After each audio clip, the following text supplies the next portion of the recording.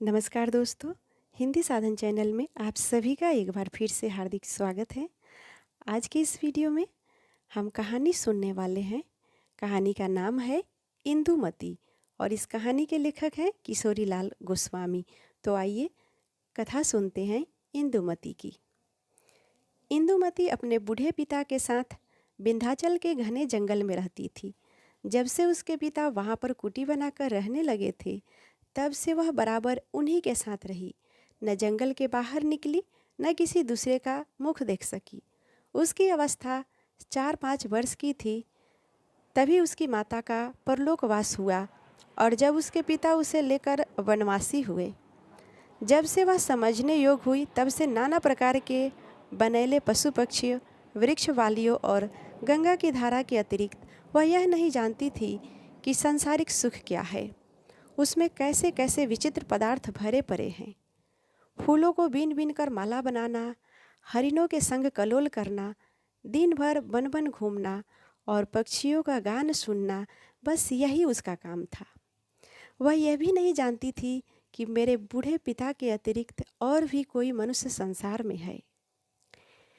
एक दिन वह नदी में अपनी परछाई देखकर बड़ी मोहित हुई और जब उसने जाना कि यह मेरी परछाई है, तो वह बहुत ही लज्जित हुई।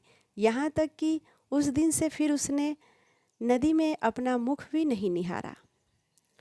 गर्मी की ऋतु दोपहर का समय, जबकि उसके पिता अपनी कुटी में बैठे हुए गीता की पुस्तक पढ़ रहे थे, वह नदी किनारे पेड़ों की ठंडी छाया में घूमती फूलों को तोड़ तोड़ नदी में बहाती हुई बहुत दूर निकल गई थी कि एकाएक चौंक कर खड़ी हो गई। उसने देखा ऐसी वस्तु जिसका उसने स्वप्न में भी ध्यान नहीं किया था। उसके देखने से उसको आश्चर्य का ठिकाना न रहा और उसने क्या देखा कि एक बहुत ही सुंदर 20-22 वर्ष का युवक नदी के किनारे पेड़ की छाया में घास पर पड़ा सो रहा है। इंदुमती ने आज तक अपने बूढ़े पिता को छोड़कर किसी दूसरे मनुष्य की सूरत तक नहीं देखी थी। वह अब तक यही सोच रही थी कि यदि संसार में कोई और मनुष्य होंगे भी, तो वे भी मेरे पिता के भांति ही होंगे और उनकी भी दाढ़ी मूछें पकी हुई होगी। उसने जब अच्छी तरह से आंखें फाड़ फाड़ कर उस परम सुंदर युवक को देखा, तो अपने मन में निश्चय किया कि मनुष्य तो ऐसा होता नहीं है, हो न हो यह कोई देवता होंगे, क्योंकि मेरे पिता जब देवताओं की कहानी सुनाते हैं तो उनके ऐसे ही रूप रंग बताते हैं। यह सोचकर वह मन में कुछ डरी, कुछ दूर पेड़ की ओट में परी सी टकटकी बांधकर उस युवक को देखने लगी। मारे डर के युवक के पास तक वह नहीं गई और उसकी सुंदरता से मोहित हो कुटी की ओर भी अपना पैर न बढ़ा सकी। यूं ही घंटों बीत गए, पर इंदुमती को न जान पड़ा कि मैं कितनी देर से खड़ी खड़ी इसे निहार रही हूँ। बहुत दूर पीछे वह अपना जी करा करके वृक्ष की ओट से निकल युवक को आगे बढ़ी। 2 ही 4 डग चल पाई थी कि एकाएक युवक की नींद खुल गई। उसने अपने सामने एक परम सुंदरी देवी मूर्ति को देखा, जिसके देखने से उसके आश्चर्य की सीमा नहीं रही। मन ही मन सोचने लगा कि इस भयानक घनघोर जंगल में ऐसी मनमोहिनी परम सुंदरी स्त्री कहाँ से आई। ऐसा रूप रंग तो बड़े बड़े राजाओं के रनिवास में भी दुर्लभ है, सो इस वन में यह कहाँ से आई। या तो मैं स्वप्न में स्वर्ग की सैर करता हुआ आऊँ, या किसी देवकन्या या वन देवी ने मुझे छलने के लिए दर्शन दिया होगा। यही सब सोच विचार वह युवक कर रहा था कि इंदुमती की ओर वह निहारा और दोनों की रह रह की आंखें चार हो जाती थी। उसके आश्चर्य के अतिरिक्त और कोई भाव नहीं झलकता था। यूं ही परस्पर देखा भाली होते होते एकाएक इंदुमती के मन में किसी अपूर्व भाव का उदय हो गया, जिससे वह इतनी लज्जित हुई कि उसकी आंखें नीची और मुख लाल हो गया। वह भागना चाहती थी। चट युवक उठकर उसके सामने खड़ा हो गया और कहने लगा, हे देवी, तुम देवकन्या हो या वन देवी हो, चाहे कोई हो, पर कृपा कर तुमने मुझे दर्शन दिया है तो जरा भी दया करके यहाँ ठहरो और मेरी बात सुनो। घबराओ मत। यदि तुम मनुष्य की लड़की हो तो डरो मत। क्षत्रिय लोग स्त्रियों की रक्षा करने के सिवा बुराई नहीं करते। सुनो, यदि तुम सचमुच वन देवी हो तो कृपा करके मुझे इस वन से निकलने का सीधा मार्ग बता दो। मैं विपत्ति का मारा 3 दिन से इस वन में भटक रहा हूँ, पर निकलने का मार्ग नहीं पता। और जो तुम मेरी ही भांति मनुष्य जाति की हो तो मैं तुम्हारा अतिथि हूँ। मुझे केवल आज भर के लिए टिकने की जगह दे दो और अधिक मैं कुछ नहीं चाहता। युवक की बातें सुनकर इंदुमती ने मन में सोचा कि तो या ये देवता नहीं है, हम लोगों की ही भांति ये मनुष्य है।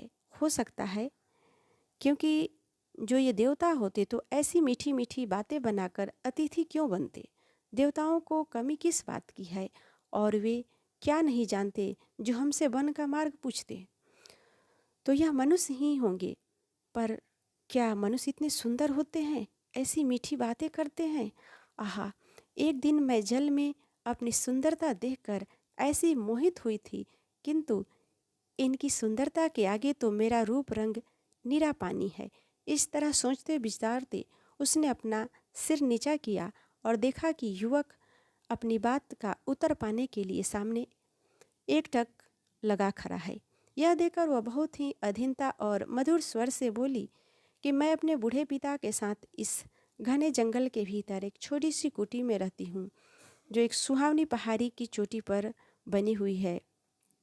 यदि तुम मेरे अतिथि होना चाहते हो तो मेरी कुटी पर चलो। जो कुछ मुझसे बनेगा, कंद मूल फल फूल जल से तुम्हारी सेवा करूँगी। मेरा पिता भी तुम्हें देखकर बहुत प्रसन्न होंगे। इतना कहकर वह युवक को अपने साथ ले पहाड़ी पगडंडी से होती हुई अपनी कुटी की ओर बढ़ी। उसने जो युवक से कहा था कि मेरे पिता भी तुम्हें देखकर बहुत प्रसन्न होंगे, सो केवल अपने स्वभाव के अनुसार ही कहा था, क्योंकि वह यह नहीं जानती थी कि ऐसी सुंदर मूर्ति को देखकर मेरे पिता भी मेरी भांति आनंदित होंगे। परंतु कुटी के पास पहुंचते ही उनका सब सोचा विचारा सब कुछ हवा हो गया।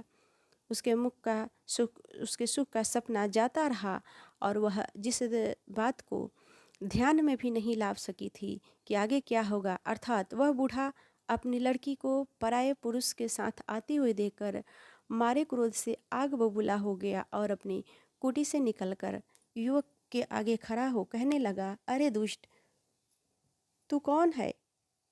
क्या तुझे अपने प्राणों का मोह नहीं, जो इस बेधड़क मेरी कन्या से बोला और मेरी कुटी पर भी चला आया? तू जानता नहीं, जो मनुष्य मेरी आज्ञा के बिना इस वन में पैर रखता है उसका सिर काटा जाता है। अच्छा ठहर, अब तुझे भी प्राण दंड दिया जाएगा। इतना कहकर वह क्रोध से युवक की ओर घूरने लगा। बेचारी इंदुमती की विचित्र दशा थी। उसने आज तक अपने पिता की ऐसी भयानक मूर्ति नहीं देखी थी। वह अपने पिता का ऐसा अनूठा क्रोध देख पहले तो डरी, फिर अपने ही लिए युवा बटोही बेचारे का प्राण जाता देख खड़ा होकर बूढ़े के पैरों पर गिर पड़ी और रो रो कर गिड़गिड़ा कर युवक के प्राण की भिक्षा मांगने लगी। अपने पिता को अच्छी तरह समझा दिया, इसमें युवक का कोई दोष नहीं। उसे मैं ही कुटी पर ले आई हूँ। यदि इसमें कोई अपराध हुआ है तो उसका दंड मुझे मिलना चाहिए। कन्या की ऐसी अनोखी विनती सुनकर बूढ़ा कुछ ठंडा हुआ और युवक की ओर देखकर बोला कि सुनो जी, इस अज्ञान लड़की की विनती से मैंने तुम्हारे प्राण छोड़ दिए हैं, परंतु तुम यहाँ से जाने ना पाओ। कैदी की तरह जन्म भर तुम्हें यहाँ रहकर हमारी गुलामी करनी पड़ेगी, और जो भागने का मंसूबा बांधोगे तो तुरंत मारे जाओगे। इतना कहकर जोर से बूढ़े ने सीटी बजाई, जिसकी आवाज़ दूर दूर तक वन में गूंजने लगी और देखते देखते 20-25 आदमी हट्ठे कट्ठे यमदूत की सूरत हाथ में ढाल तलवार लिए बूढ़े के सामने आ खड़े हुए। उन्हें देखकर उसने कहा, सुनो वीरो, इस युवक को उंगली से दिखाकर आज से मैंने अपना बंधुआ बनाया है। तुम लोग इस पर ताक लगाए रखना, जिसे यह भागने न पावे, और इसकी तलवार ले लेना। बस जाओ। इतना सुनते ही वे सब के सब युवक से तलवार छीन लिए और सिर झुकाकर चल दिए। इस नए तमाशे को देखकर इंदुमती के होश हवास उड़ गए। जब से उसने होश संभाला तब से आज तक बूढ़े को छोड़कर किसी दूसरे मनुष्य की सूरत तक नहीं देखी थी। पर आज एकाएक इतने आदमियों को अपने पिता के साथ देखकर वह बहुत ही सकपकाई, पर डर के मारे कुछ बोल नहीं पाई। बूढ़े ने युवक की ओर आंख उठाकर कहा, देखो अब तुम मेरे बंधुए हो, अब से जो मैं कहूँगा तुम्हें वही करना पड़ेगा। इसमें पहला काम तुम्हें यह दिया जाता है कि तुम इस सूखे पेड़ को काटकर लकड़ी को कुटी के भीतर रखो। ध्यान रखो, यदि जरा भी मेरी आज्ञा टाली तो समझ लेना कि तुम्हारा धर और विधाता ने तुम्हारे धर पे सिर बनाया ही नहीं। और इंदुमती, तुम भी कान खोलकर सुन लो कि इस युवक के साथ यदि किसी भी तरह की बातचीत करोगी तो तेरी भी वही दशा होगी। इतना कहकर बूढ़ा कुटी के भीतर चला गया और फिर उसी गीता की पुस्तक को पढ़ने लगा। बूढ़े का विचित्र रंग ढंग देखकर युवक के हृदय में कैसे कैसे भावों की तरंगें उठने लगी, इसे हम लिखने में असमर्थ हैं। पर हाँ, इतना तो उसने अवश्य निश्चय किया कि यदि सचमुच यह सुंदरी इस बूढ़े की लड़की ही है तो विधाता ने पत्थर से नवनीत पैदा किया है। निदान बेचारा युवक अपने भाग्य पर भरोसा रखकर कुल्हाड़ी हाथ में ले पैर को काटने लगा। इंदुमती पास ही खरी खरी टकटकी लगाए उसे देखने लगी।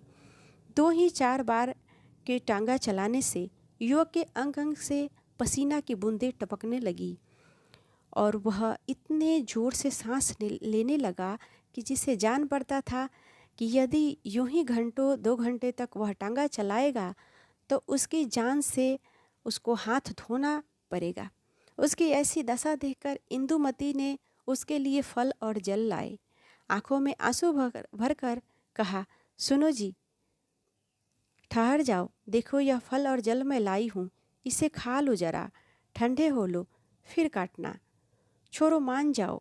युवक ने उसकी प्रेम भरी बातों को सुनकर कहा, सुंदरी, मैं सच कहता हूँ कि तुम्हारा मुख देखने से मुझे इस परिश्रम का कष्ट जरा भी नहीं व्यापता। यदि तुम यूं ही मेरे सामने खड़ी रहो तो मैं बिना अन्न जल के सारे संसार के पेड़ काट सकता हूँ। सुनो तो सही, अपने पिता की बातें याद करो। क्यों नाहक मेरे लिए अपने प्राण को संकट में डाल रही हो? यदि वे सुन लेंगे तो क्या होगा? और मैं जो सुस्ताने लगूंगा तो लकड़ी कौन काटेगा? जब वे देखेंगे कि पेड़ नहीं कटा तो कैसे उपद्रव करेंगे। इसीलिए हे सुशीले, मुझे मेरे भाग्य पर छोड़ दो। युवक की ऐसी करुण भरी बातें सुनकर इंदुमती की आंखों से आंसू बहने लगे। उसने बरजोरी युवक के हाथ से कुठार ले लिया और कहा, भाई चाहे कुछ भी हो पर जरा तो ठहर जाओ। मेरे कहने से मेरे लाए हुए फल खाकर जरा दम तो ले लो, तब तक तुम्हारे बदले मैं लकड़ी काटती हूँ। युवक ने बहुत समझाया पर वह न मानी और अपने सुकुमार हाथों से कुठार उठाकर पैर पर मारने लगी। युवक ने जल्दी जल्दी उसके बहुत कहने पर कई एक फल खाकर 2 घूंट जल पी लिया। इतने में हाथ में नंगी तलवार लिए हुए बूढ़ा कुटी से निकलकर युवक से बोला, क्यों रे नीच, तेरी इतनी बड़ी सामर्थ कि आप तो बैठा बैठा सुस्ता रहा है और मेरी कन्या से पैर कटवाता है। रह, अभी तेरा सिर काटता हूँ। फिर इंदुमती की और घूम कर बोला, क्यों रे ढीठ, तैने मेरे मना करने पर भी इस दुष्ट से बातचीत की। रह जा, तेरा भी वध करता हूँ। बूढ़े की बात सुनकर युवक उसके पैरों पर गिर पड़ा और कहने लगा, महाशय, इस बिचारी का कोई अपराध नहीं है, इसे छोड़ दीजिए। जो कुछ दंड देना है वह मुझे दीजिए। इंदुमती भी उसके पैर पर गिरकर कहने लगी, नहीं नहीं, इसका कोई दोष नहीं है। मैंने बरजोरी इससे कुठार ले ली थी, इसलिए हे पिता, अपराधीन मैं हूँ, मुझे दंड दीजिए, इन्हें छोड़ दीजिए। उन दोनों की ऐसी बातें सुनकर बूढ़े ने कहा, अच्छा, आज तो मैं तुम दोनों को छोड़ देता हूँ, पर देखो फिर मेरी बातों का ध्यान न रखोगे तो मारे जाओगे। इतना कहकर बूढ़ा कुटी में चला गया और वे दोनों एक दूसरे का मुंह देखने लगे। इंदुमती बोली कि घबराओ मत, मेरे रहते तुम्हारा बाल भी बाका न होगा। और युवक ने कहा, प्यारी, क्यों व्यर्थ मेरे लिए कष्ट सह रही हो, जाओ कुटी में जाओ। पर इंदुमती उसके मुख की ओर उदास हो देखने लगी और वह कुठार उठाकर पेड़ काटने लगा। इतने ही में फिर बाहर आकर बूढ़ा बोला, ओ छोकरे, संध्या भई, अब रहने दे, पर देख कल दिन भर में जो सारा पेड़ न काट डाला तो देखियो मैं क्या करता हूँ। और सुनती हो इंदुमती, इसे कुटी में ले जाकर सरे गले फल खाने को दो और गंदा पानी पिला दो, परंतु सावधान, मुख से एक अक्षर भी ना निकल पावे। और सुन ले लड़के, खबरदार जो इससे कुछ भी बातचीत की तो जीता नहीं छोड़ूंगा। ऐसा कहकर बूढ़ा पहाड़ी पगडंडी से गंगा तट की ओर उतरने लगा। उसके जाने पर इंदुमती मुस्कुराकर युवा का हाथ थामे हुई कुटी के भीतर गई। वहां जाकर उसने पिता की आज्ञा को मेट कर सरे गले फल और गंदे पानी के बदले अच्छे मीठे फल और सुंदर साफ पानी युवक को दिया। युवक के बहुत आग्रह करने पर दोनों ने साथ फलाहार किया। फिर दोनों बूढ़ों के आने से में देर समझकर बाहर चांदनी में एक साथ ही चट्टान पर बैठकर बातें करने लगे। आधी रात जा चुकी थी। वन में चारों ओर भयानक बनेले जंतुओं के गरजने की ध्वनि फैल रही थी। 4 आदमी हाथ में तलवार और बर्छा लिए कुटी के चारों ओर पहरा दे रहे थे। कुटी से थोड़ी ही दूर पर एक ढलुआ चोटी पर 10-12 आदमी बातें कर रहे थे। चलिए पाठक, देखिए ये लोग क्या बातें करते हैं। आहा, यह देखिए, इंदुमती का पिता एक चटाई पर बैठा है और सामने 10-12 आदमी हाथ बांधे जमीन पर बैठे हैं। बड़ी देर सन्नाटा रहा। फिर बूढ़े ने कहा, सुनो भाइयों, इतने दिनों पीछे परमेश्वर ने हमारा मनोरथ पूरा किया है। जो बात इस प्रकार से अनहोनी थी सो आपसे आप हो गई। यह परमेश्वर ने ही तो किया है, नहीं तो बेचारी इंदुमती का बेड़ा पार कैसे लगता। देखो, जिस युवक की रखवाली के लिए आज तीसरे पहर मैंने तुम लोगों से कहा था कि यह अजयगढ़ का राजकुमार था, यूं ही कहो कि यह अब राजा है। इसका नाम चंद्रशेखर है। इसके पिता राजशेखर को उसी बेईमान काफिर इब्राहिम लोदी ने दिल्ली में बुलाकर विश्वासघात कर मार डाला था। तब से यह लड़का इब्राहिम की घात में लगा था और अभी थोड़े दिन हुए थे कि बाबर से इब्राहिम की लड़ाई हुई, जिसमें चंद्रशेखर ने वेश बदलकर इब्राहिम की सेना में घुसकर उसे मार डाला। यह बात कहीं एक सेनापति ने देख ली और उसने चंद्रशेखर का पीछा किया। निदान यह भागा और कई दिनों पीछे द्वंद्व युद्ध में मार अपने घोड़े को गवाकर राह भूलकर अपने राज्य की ओर न जाकर इस ओर आया और कल मेरी कन्या का अतिथि बना। आज उसने यह सब ब्यौरा जलपान करते करते इंदुमती से कहा, जिससे मैंने आर में खड़े होकर सब सुना। वे दोनों एक दूसरे को जी से चाहने लगे हैं। तो इस बात के अतिरिक्त और क्या कहा जाए कि परमेश्वर ही ने इंदुमती का जोड़ा भेज दिया है और साथ ही उस दयामय ने मेरी भी प्रतिज्ञा पूरी की है। इतना सुनकर सभी ने जय ध्वनि के साथ हर्ष प्रकट किया। बूढ़ा फिर कहने लगा, मेरी इंदुमती 16 वर्ष की हुई, अब उसे कुंवारी रखना किसी तरह उचित नहीं है। ऐसी अवस्था में जबकि मेरी प्रतिज्ञा भी पूरी हुई है, इंदुमती के योग्य सुपात्र वर्ग भी मिला है। उसने इंदुमती से प्रतिज्ञा की है कि प्यारी, मैं तुम्हारे प्राण से बढ़कर तुम्हें चाहूँगा और दूसरा विवाह भी नहीं करूँगा, जिससे तुम्हें सौत की आग में नहीं जलना पड़ेगा। भाइयों, देखो, स्त्री के लिए इससे बढ़कर कौन बात सुख देने वाली होगी।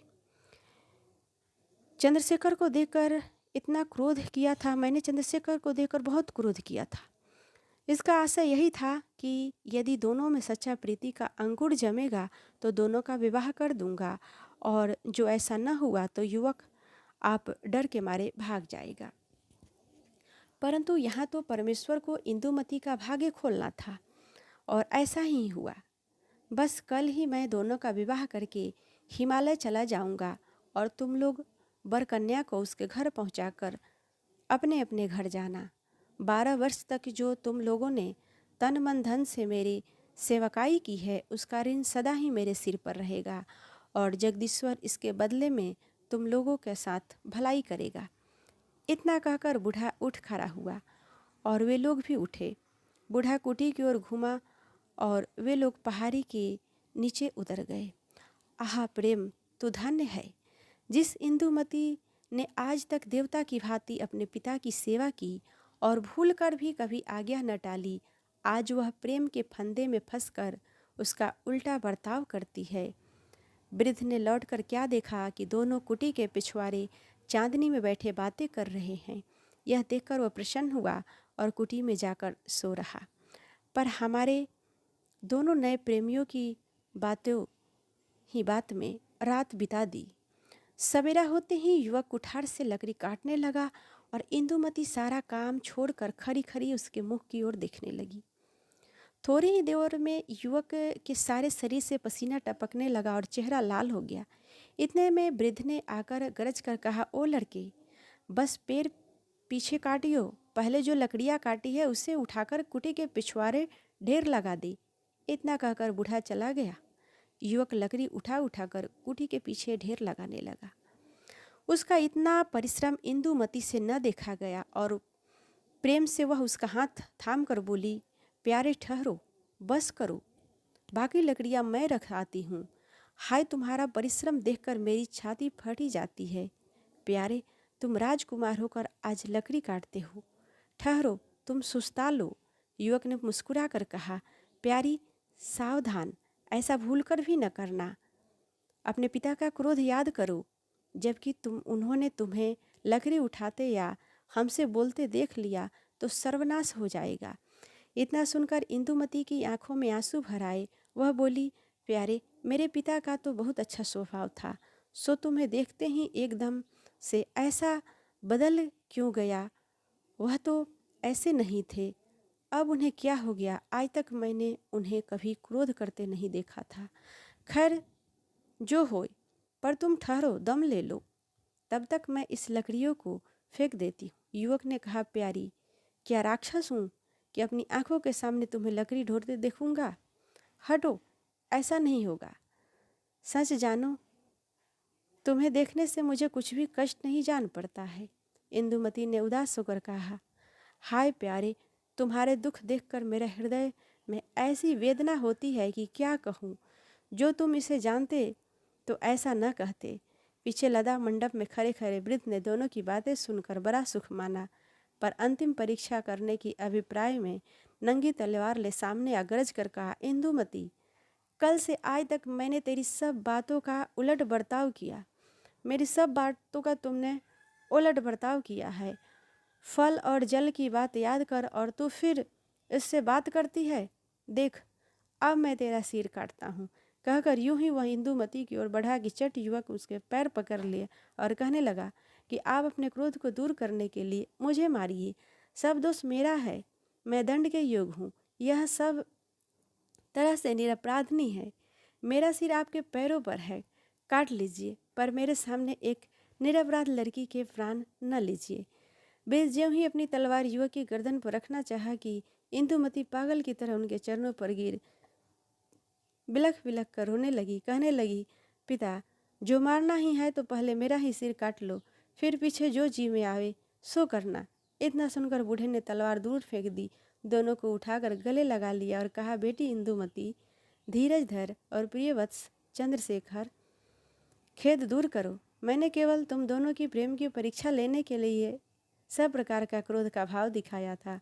यदि तुम दोनों का सच्चा प्रेम न होता तो क्यों एक दूसरे के लिए जान पर खेलकर क्षमा चाहते? और सुनो, मैंने छिपकर तुम्हारी सब बातें सुनी है।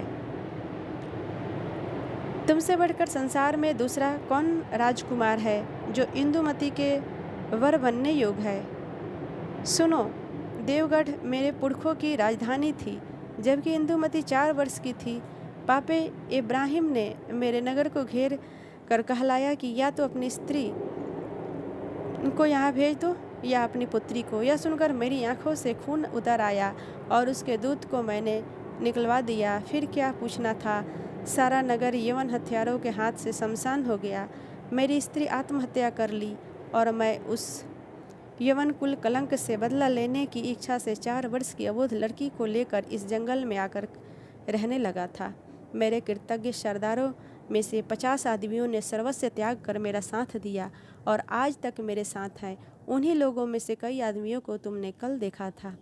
बेटा चंद्रशेखर, 12 वर्ष हो गए, पर ऐसी सावधानी से मैंने इस लड़की का लालन पालन किया है, इसे पढ़ाया लिखाया, जिसका सुख तुम्हें आप आगे चलकर इसी सुशीलता से जान पड़ेगा।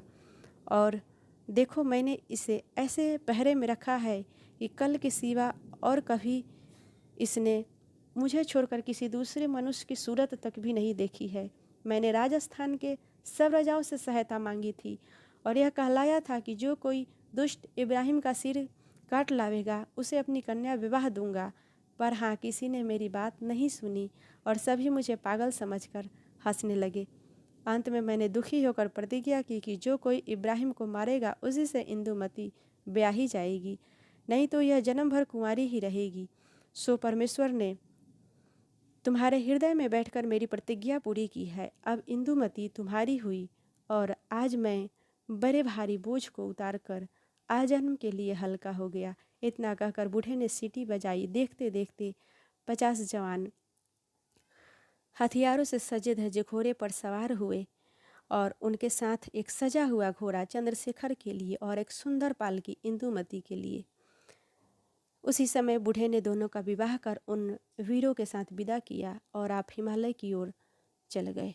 आहा, जो इंदुमती इतने दिनों तक वन विहंगिनी थी, वह आज घर के पिंजरों में बंद होने चली।